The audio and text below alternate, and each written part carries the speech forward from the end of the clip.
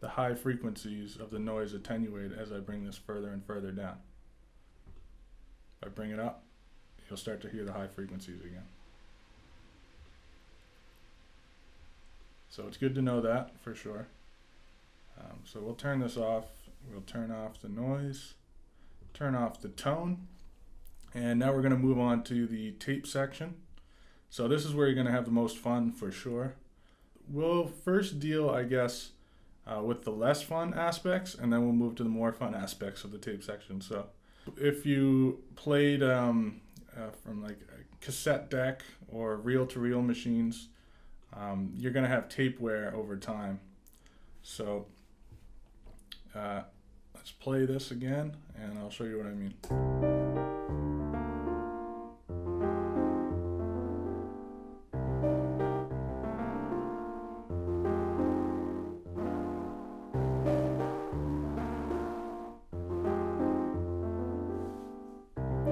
So it kind of adds like a crunchy noise to your piano. So you probably don't want to use this like a whole lot. You probably want to use it sparingly. Otherwise, you're just gonna like, you know,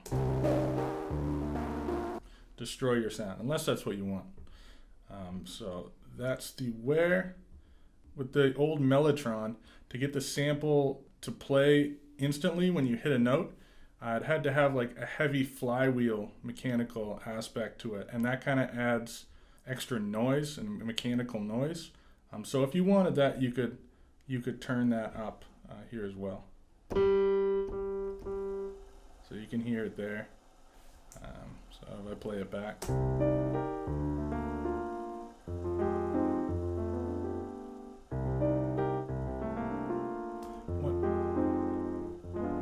Once again, gives it like more of a vintage feel. It really give you that lo-fi sound. So we'll turn that off. Mechanics and noise is going to play through your song regardless of if you're hitting a key. So if I turn this up right now, not even playing anything, you'll hear the noise. If I turn mechanics up, you'll hear the mechanics. With wear, you won't hear it until you hit a key. So that's just something important to know there, and you'll probably notice that as you play around with this plugin. So the other two ones we have are Flutter and Wow. Flutter, basically it's a pitch deviation above 4 hertz. So if you watched the last video, I kind of went over hertz a little bit, and basically 1 hertz is 1 cycle per second. So flutter is above 4 hertz per second.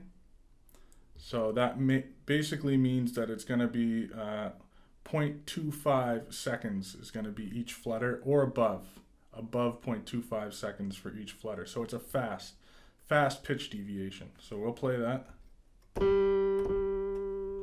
You can hear it deviating. You can really hear it there. So that really adds to your the lo-fi sound that a lot of people are looking for. So if I play it along, turn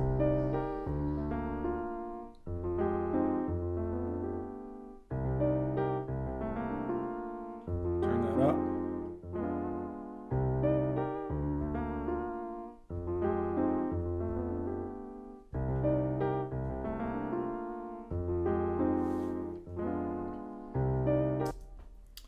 And then you have the wow setting here. So wow is actually slower than 0.7 hertz. So basically 0.7 hertz would be, you know, slightly less than 1 cycle per second. So this is a much slower pitch deviation than flutter. So we'll hear that now.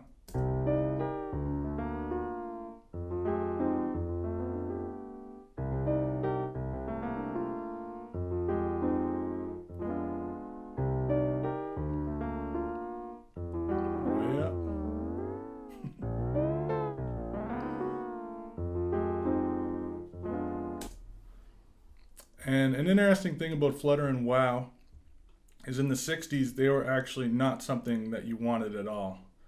This wasn't like something you could turn up or turn down. It was basically just any kind of tape deck or reel-to-reel machine.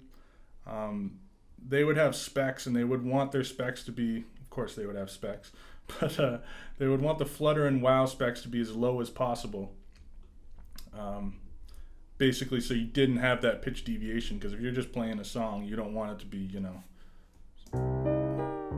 doing that during your song. But if you use this sparingly, once again, it can be a very cool effect. Next up, we have the tape stop effect.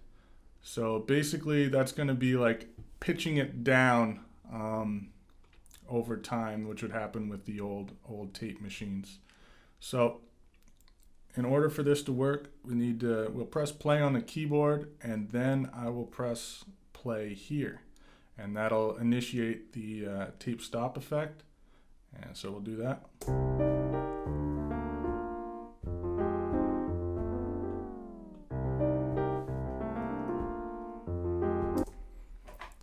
So that's a pretty cool effect. You can automate that within Ableton, so that you hit the play button, bring down the pitch, then when the next bar starts, you can click that again, and then it will start playing like your regular song is. So we have that, and you also have the stop speed, so we can stop it, slower, take a longer time for the pitch to go down, or you can stop it faster. So it's up to you, whatever kind of preference you want for that. And then we have tape catch up here. I can't see myself using the other one, fast forward. The beginning sounds the same, it pitches down, but then with fast forward, when it starts up again, you hear this like fast forward sound.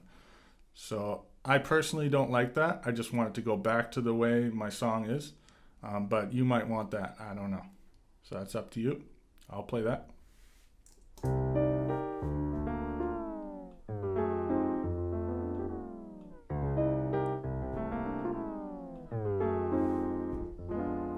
It's a little bit harder to hear with this piano, but you might hear it if you have this on the master, which is one way you could.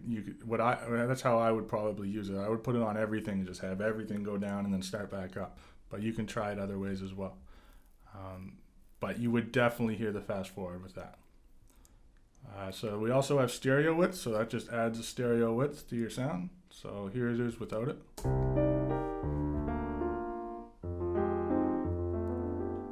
And then we have bypass, so that will bypass the entire unit, I believe. I'm not sure.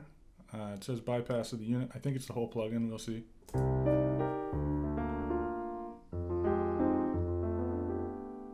Yeah, so it's the whole plugin if you want to bypass it. I would probably just use this button here in Ableton to bypass it, but you can use this as well. All right, so next we have the undo button. As you can expect, that would undo the last setting that you made. And then you have your history here, this is actually pretty useful because you can go right back to where you want it to be at.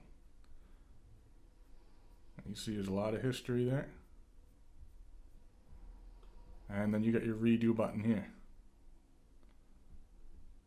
And this button here, how much CPU power this plugin is taking up.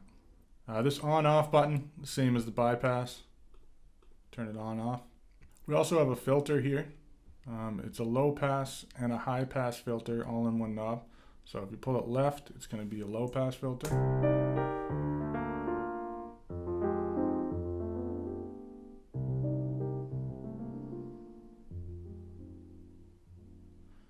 So this low pass filter goes all the way down to 70 Hertz, which is very low. And the slope is 12 dB.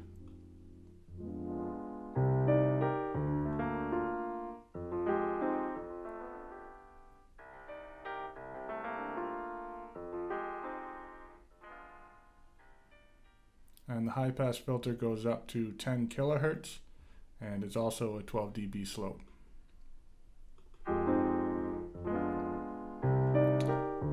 If you want to bring settings back to their default setting, you can just double click on any of the parameters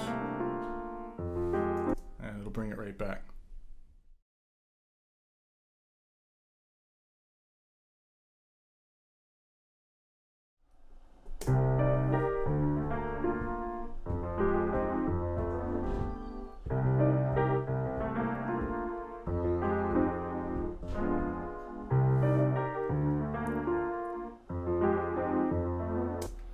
Alright, so it's say you like what you made and you want to save it. You're going to want to go up to the top left here with the 3 lines and go to Save Preset As, and then you can name it here. You can put in your name as the author and bank user, and I believe that's the only one anyway. And then tape, you have a bunch of different options, but I'm not sure why a lot of these are on here since they don't relate to what the plugin can do. So I just leave it on tape and hit save, and you'll save it. I already did it, so that's why it says overwrite existing file. So I'll just click cancel on that, and then click cancel again. But yeah, so that's basically everything to do with this plugin. I'm definitely going to be using this plugin myself, and it's even better that it's free. So I mean, at least for the next 2 days. So definitely get this plugin. It's only free until December 31st. I don't know how much they're going to charge for it, but you might as well get it while it's free. So thanks for watching the video, and I'll catch you in the next one.